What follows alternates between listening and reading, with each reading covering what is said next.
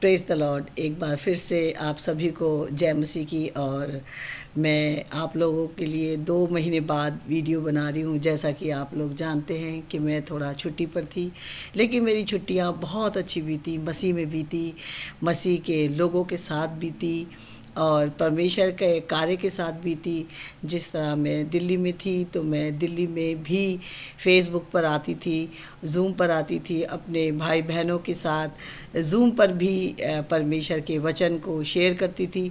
और मैं जिस तरह से दुबई भी गई तो वहाँ पर भी मैंने लोगों के बीच में यीशु के बारे में बताया।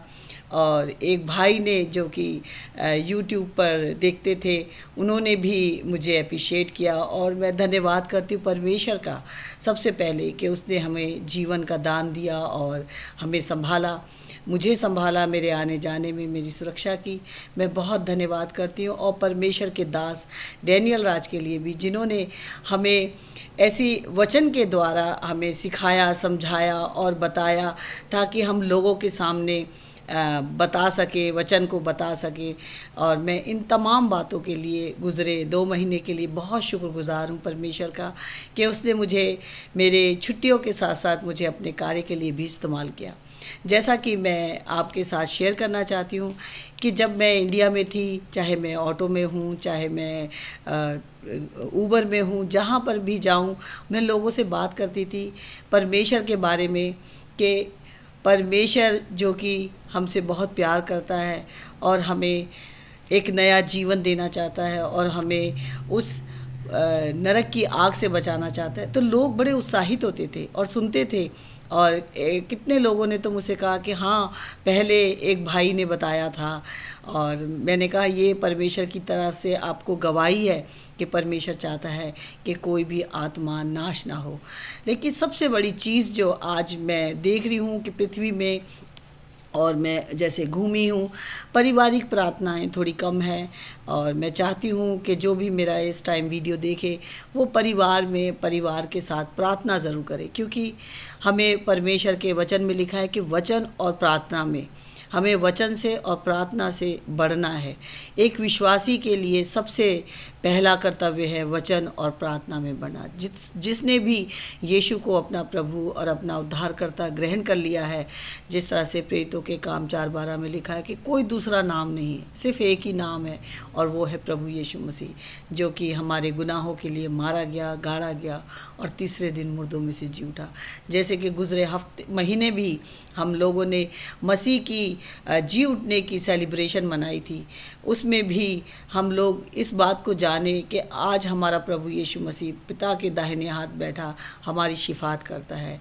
वो हर साल मरता नहीं, वो हर साल गाड़ा नहीं जाता, वो हर साल जी नहीं उठता, बल्कि पिता के दाहिने हाथ बैठकर हमारी शिफात करता है। वो हमारे लिए हमें जो कि अपना पाक रूह दे के गया, जिसके द्वारा हम सामर्थ पाते हैं और बोल पाते हैं, बता पाते हैं, गवाही देते हैं।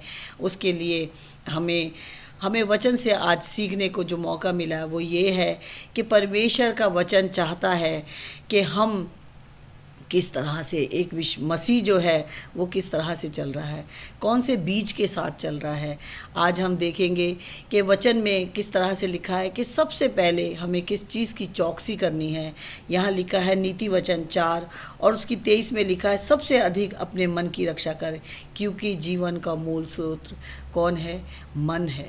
जो कि आज पृथ्वी पर कहते हैं कि जो तुम्हारा मन कहता है वो करो, लेकिन परमेश्वर का वचन कहता है कि जीवन का जो मूल स्रोत है वो मन है। हमें अपने मन की चौकसी करनी चाहिए। यहाँ तक कि हमें नीति वचन 28 और उसकी 26 आयत में क्या लिखा है? जो अपने पर भरोसा रखता है वह मूर्ख है। आज मनुष्य किस पर भरोसा करने लगा? अपनी नौकरी पर, अपने धन पर, अपनी एजुकेशन पर। लेकिन परमेश्वर का वचन जो हमें सिखाता है वो कहता है अपने ऊपर, जो अपने ऊपर भरोसा रखता है वह मूर्ख है, और जो बुद्धि से चलता है वह बचता है। हम देखते हैं कि बुद्धि से चलने वाला एक व्यक्ति था, जिसने यहाँ पर देखते हैं कि हमें मिलता है पहला राजा और उसके 3 और उसके 12 आयत में लिखा है मैं तेरे वचन के अनुसार करता हूँ, तुझे बुद्धि और विवेक से भरा मन देता हूँ, यहाँ तक कि तेरे समान ना तो तुझसे पहले कोई कभी हुआ और ना बाद में कोई कभी होगा। सुलेमान बादशाह ने, जिसके पास धन दौलत थी, उसने क्या मांगा? एक बुद्धि से भरा मन मांगा। और परमेश्वर का वचन तो हमें हर वक्त समझाता और सिखाता है। व्यवस्था विवरण और उसके 11 अध्याय में इस तरह से लिखा है, व्यवस्था विवरण 11 और उसकी 16 आयत में लिखा है, इसलिए अपने विषय में सावधान रहो। वो कहता है, वचन कहता है, मूसा जो था वो अपने लोगों को समझाता और कहता है, इसलिए अपने विषय में सावधान रहो, ऐसा ना हो कि तुम्हारे मन धोखा खाएं और तुम बहक कर दूसरे देवताओं की पूजा करने लगो और उनको दंडवत करने लगो। आज मनुष्य किसकी पूजा कर रहा है?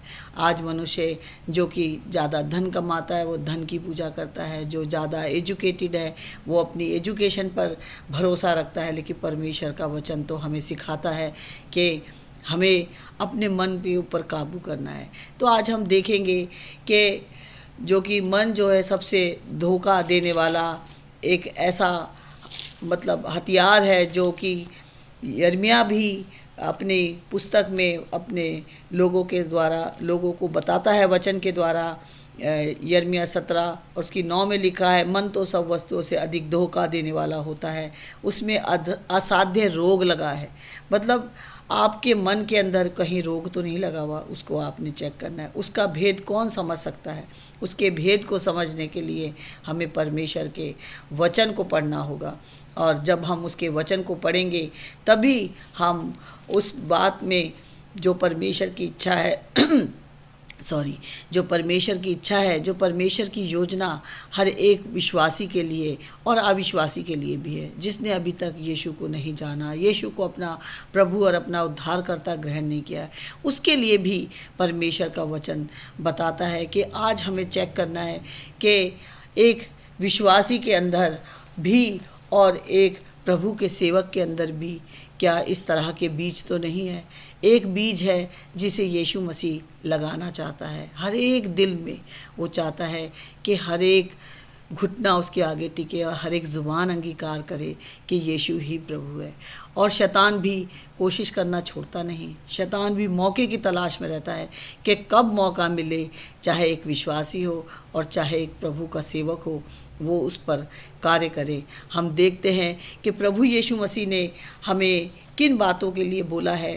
प्रभु यीशु मसीह ने बोला है कि तुम वचन को क्या करो? शेयर करो, बांटो। यहाँ पे लिखा है कि मत्ती 5 और 19 आयत में लिखा है, इसलिए जो कोई इन छोटी सी छोटी आज्ञाओं में से किसी एक को तोड़े और वैसा ही लोगों को सिखाए, वे स्वर्ग के राज्य में सबसे छोटा कहलाएगा, परंतु जो कोई इन आज्ञाओं का पालन करेगा और उन्हें सिखाएगा, वही स्वर्ग के राज्य में महान कहलाएगा। परमेश्वर का वचन चाहता है कि हम लोग सीखें और सिखाएं। जब तक हम सीखेंगे नहीं तो सिखाएंगे कैसे? परमेश्वर चाहता है कि हम उसको जानें। उसमें लिखा है यूहन्ना 17 उसकी 3 आयत में लिखा है कि हम परमेश्वर को जानें। यहाँ पे लिखा है यूहन्ना 17 उसकी 3 में लिखा, और अद्वैत जीवन यह है कि वे तुझ एकमात्र सच्चे परमेश्वर को और उस यीशु को जिसे तूने भेजा है जाने। हम कैसे जान पाएंगे? अपने परमेश्वर को जानने के लिए हमें उसका वचन पढ़ना होगा, और उसका ताया हुआ वचन जो कि मेरे पाँव के लिए दीपक और राह के लिए उजाला है, और वो है बाइबल, जो कि हमें सिखाती है, बताती है, हमें चलना सिखाती है। हम यहाँ देखते हैं कि मत्ती 13 और उसकी 19 आयत में क्या लिखा है, जो कोई राज्य का वचन सुनकर नहीं समझता, उसके मन में जो कुछ बोया गया था उसे वह दुष्ट आकर छीन ले जाता है। ये वही है जो मार्ग के किनारे बोया गया था। क्योंकि मनुष्य जो है उस बीज के राज्य के वचन को ग्रहण नहीं कर रहा। परमेश्वर चाहता है कि मनुष्य राज्य के वचन को ग्रहण करे, और राज्य का सुसमाचार प्रभु यीशु मसीह ने दिया। प्रभु यीशु मसीह ने कहा, मैं इसलिए आया हूँ कि तुम जीवन पाओ और बहुतायत का जीवन पाओ। उस जीवन को पाने के लिए, उस बहुतायत के जीवन को पाने के लिए, उस जो अलगाव हो गया था, जो आदम का और परमेश्वर का अलगाव हो गया था, इसलिए परमेश्वर ने दूसरे आदम को, प्रभु यीशु मसीह को भेजकर हमारा मेल मिलाप कर लिया। हमारा मेल मिलाप हो गया, और जो कोई प्रभु यीशु मसीह पर विश्वास करता है वो अनंत जीवन का वारिस है। लेकिन परमेश्वर चाहता है, यीशु मसीह अपना बीज बोना चाहता है। वो नहीं चाहता कि दुष्ट आकर उसको छीन ले। यहाँ 25 आयत में लिखा है, 13 ही बाब की और 25 आयत में इस तरह से लिखा है, पर जब लोग सो रहे थे तो उसका शत्रु आकर गेहूं के बीज, जंगली बीज बोकर चला गया। सो रहे थे। जब हम देखते हैं कि मत्ती 25 में वो 10 कुंवारियों का जो जिक्र है, वो भी अपने दूल्हा के इंतज़ार में सो गई थी, ऊँघने लगी थी और उनके पास तेल ख़त्म हो गया था। क्या आज हम तो ऊँघ नहीं रहे? क्या हम तो आलस नहीं कर रहे? क्या हम सो तो नहीं रहे?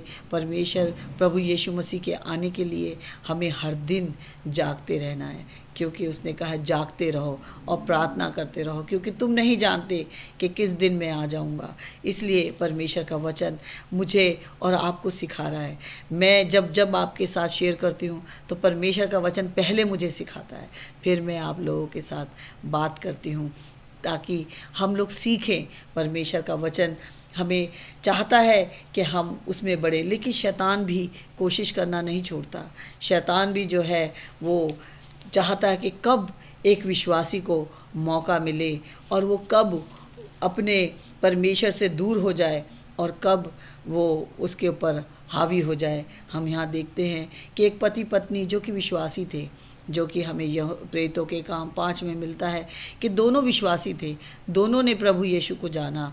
दोनों ने प्रभु यीशु मसीह को जानने के बाद भी क्या किया, उन्होंने यहाँ एक घटना के द्वारा मैं बताती हूँ। प्रेरितों के काम 5 उसमें एक में लिखा है, हनन्याह नाम एक मनुष्य और उसकी पत्नी सफीरा ने कुछ भूमि बेची।